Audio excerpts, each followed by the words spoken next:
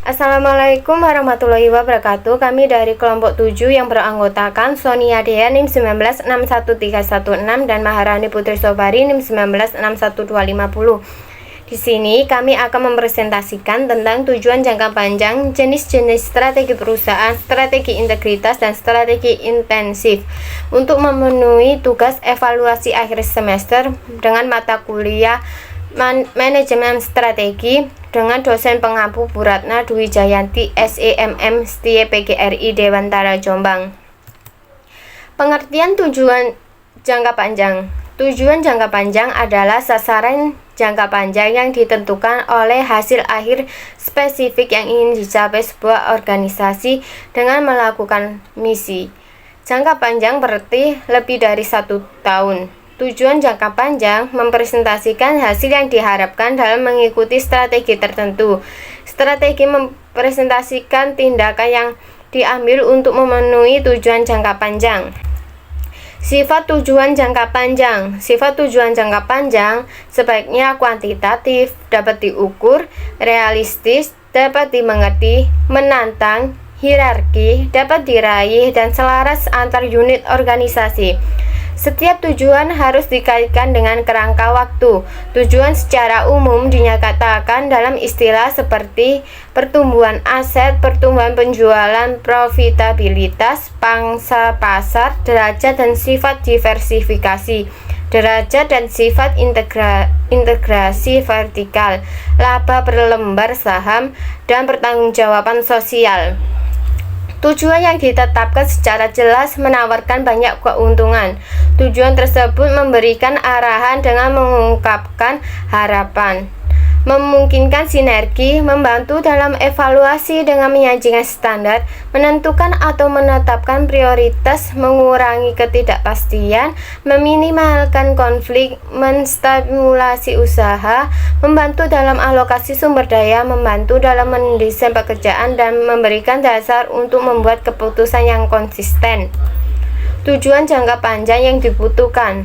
Tujuan jangka panjang yang dibutuhkan dalam organisasi yaitu mencakup pada level corporate, divisional, dan fungsional dari semua organisasi. Organisasi tertentu harus membuat panduan ini untuk memenuhi kebutuhannya sendiri. Namun insentif sebaiknya dilampirkan ke tujuan jangka panjang dan tahunan. Tanpa tujuan jangka panjang, organisasi akan berjalan tanpa tujuan dan tidak tahu akhir tujuannya. Tipe tujuan umum dalam organisasi. Ada 2 tipe tujuan yang umum dalam organisasi, yaitu tujuan keuangan dan tujuan strategik. Tujuan keuangan mencakup mereka yang berasosiasi dengan pertumbuhan yang pendapatan, pertumbuhan laba, dividen yang lebih tinggi, margin laba yang lebih besar, imbal hasil investasi yang lebih besar, laba per lembar saham yang lebih besar, meningkatkan harga saham, meningkatkan aliran kas, dan sebagainya. Untuk tujuan strategi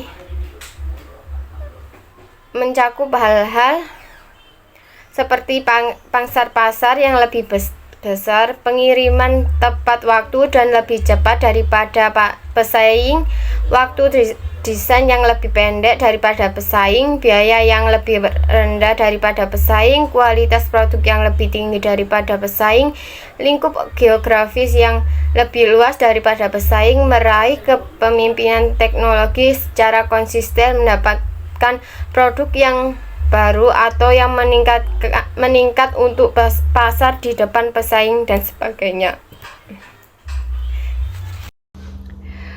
Jenis-jenis strategi perusahaan. Strategi integrasi ke depan yaitu memperoleh kepemilikan atau meningkatkan kontrol atas distributor dan paritel.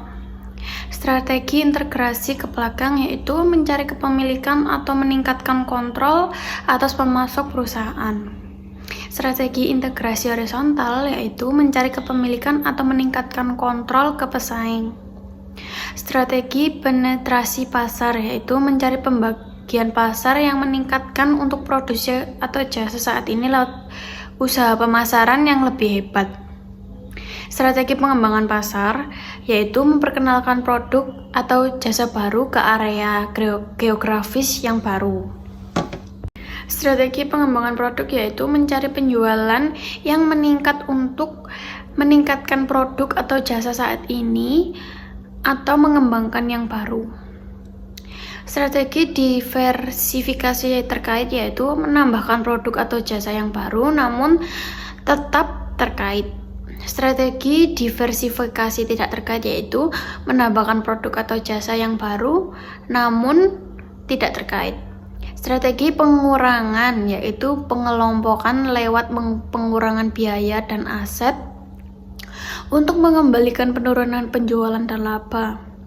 Strategi pelepasan yaitu menjual divisi atau bagian organisasi.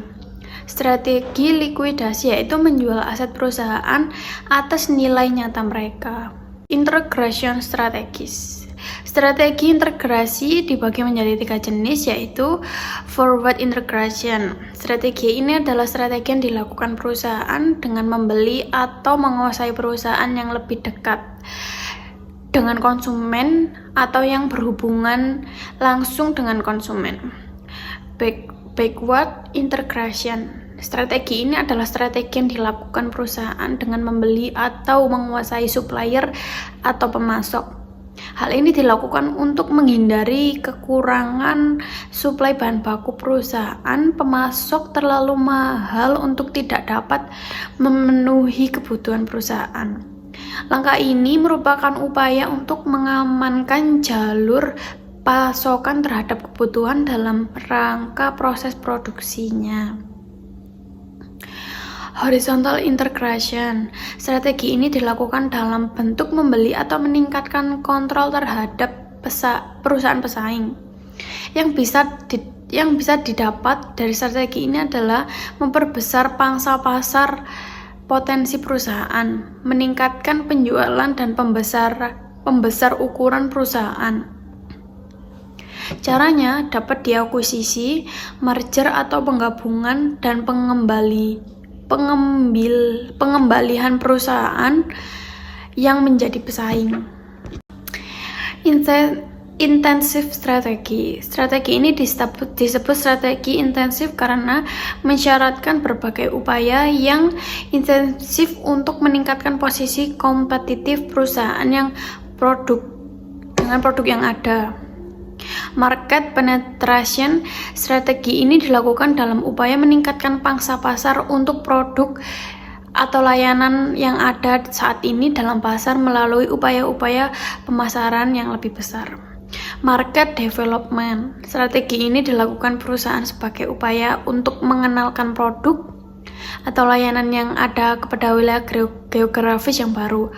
Product development. Strategi ini meliputi modifikasi kap besar atas produk lama atau penciptaan produk baru yang masih berkaitan yang dapat dipasarkan kepada pelanggan lama melalui saluran yang sudah ada. Terima kasih, sekian dari kelompok kami. Wassalamualaikum warahmatullahi wabarakatuh.